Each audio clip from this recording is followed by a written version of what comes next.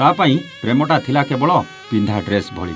ଗୋଟେ ପରେ ଗୋଟେ ପ୍ରେମିକ ବଦଳେଇ ଚାଲିଥିଲା। ଆଉ ମୋ ପାଇଁ ସେ ଥିଲା ପ୍ରେମର ଆରମ୍ଭ ଆଉ ସେଇ ପ୍ରେମର ଶେଷ। ସେ ନୂଆ ପ୍ରେମିକ ସହ ରୋମାନ୍ସ କରୁଥିଲା ଆଉ ମୁଁ ତାର ସେ ସ୍ମୃତିକୁ ଛାତି ଭିତରେ ଥିବା ମନର କୋଣ ଅନୁକୋଣରେ ରଖି ଜୀବନ ଜିଇବାକୁ ଚେଷ୍ଟା କରୁଥିଲି। ମୁଁ ସେଇ ଦିବ୍ୟାଙ୍ଗଙ୍କ ପ୍ରେମ କାହାଣୀ ଦେଖି ଭାବୁଥିଲି, କେଡ଼େ ବିଚିତ୍ର ଏ ଭଗବାନ। ନା ହାତ ଅଛି ତଥାପି ପ୍ରେମିକା ମଥାରେ ସିନ୍ଦୁର ଦେଉଥିଲା। ନା ସେ ପବିତ୍ର ଶଙ୍ଖାଟା ଧରିବାକୁ ହାତରେ ବଳ ଥିଲା ତଥାପି ସେ ମନର ମାନସୀକୁ ଶଙ୍ଖା ପିନ୍ଧେଇ ଚାଲିଥିଲା। ନା ଗୋଡ଼ ଅଛି ତଥାପି ଜୀବନ ସାରା ସାଥୀ ଏଇ ବାଟ ଚାଲିବାକୁ ହୃଦୟରୁ ଭଲ ପାଉଥିବା ମଣିଷକୁ କଥା ଦେଇ ନିଜର କରୁଥିଲା। ଆଉ ଜଣେ ତାଠୁ ଟିକେ ଭଲ ଥିଲେ, ଅଧା ଶରୀରଟା କାମ କରୁନଥିଲା।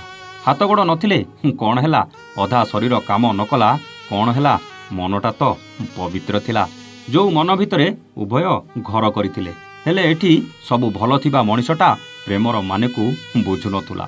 ଜଗନ୍ନାଥ ଆଉ ନମିତା ଦୁହେଁ ସିନା ଶାରୀରିକ ଅକ୍ଷମ ଥିଲେ, ହେଲେ ମନଟା ପୁରା ସକ୍ଷମ ଥିଲା।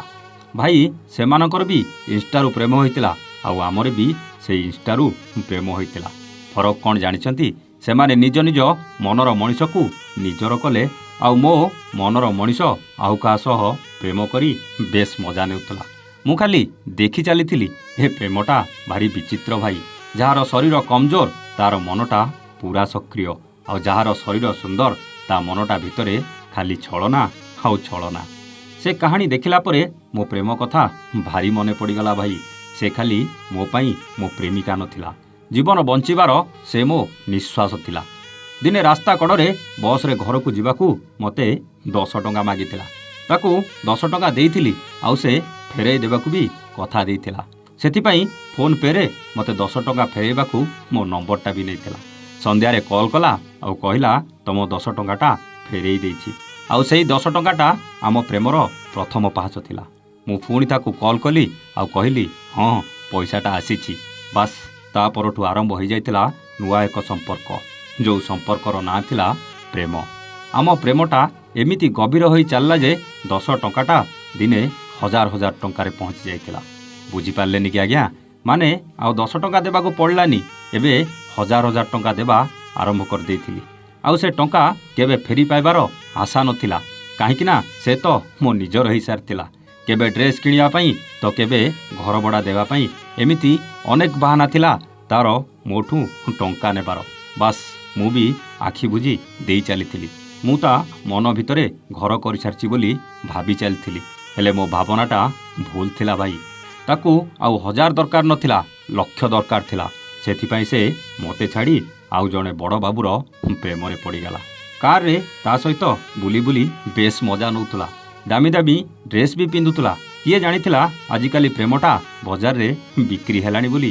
ମୁଁ ଭାବୁଥିଲି ପ୍ରେମ ବୋଧେ କେବଳ ପଇସା ଥିଲେ କରିହୁଏ, କିନ୍ତୁ ଏ ଜଗନ୍ନାଥ ଆଉ ନମିତାକୁ ଦେଖି ଲାଗିଲା ନା, ମୋ ଧାରଣାଟା ଭୁଲ ଥିଲା। ଏମାନଙ୍କ ପାଖରେ କିଛି ନାହିଁ, କିନ୍ତୁ ପ୍ରେମଟାକୁ ଭଲ ଭାବରେ ବୁଝି ସାରିଛନ୍ତି।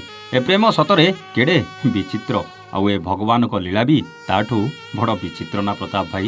ମୁଁ କହିଲି ହଁ ତମ କଥା ଠିକ୍, ହେଲେ ଆଜିକାଲିକା ପ୍ରେମକୁ କେବେ ସିରିୟସ୍ ନେବନି।